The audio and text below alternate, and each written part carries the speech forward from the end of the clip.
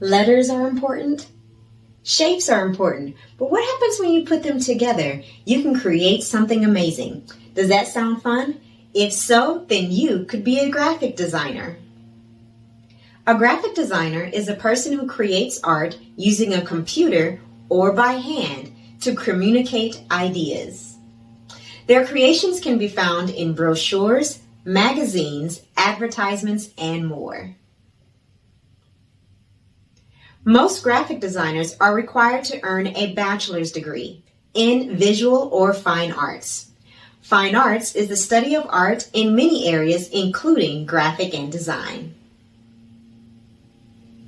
However, experience is extremely valuable in the graphic design world. To show what they've accomplished, graphic designers keep a portfolio of pictures that displays their previous work.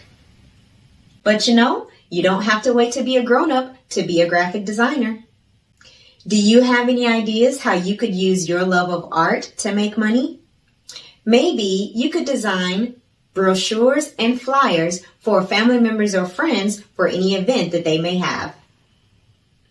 But be sure to ask your parents for permission before getting started. Until then, enjoy using your imagination.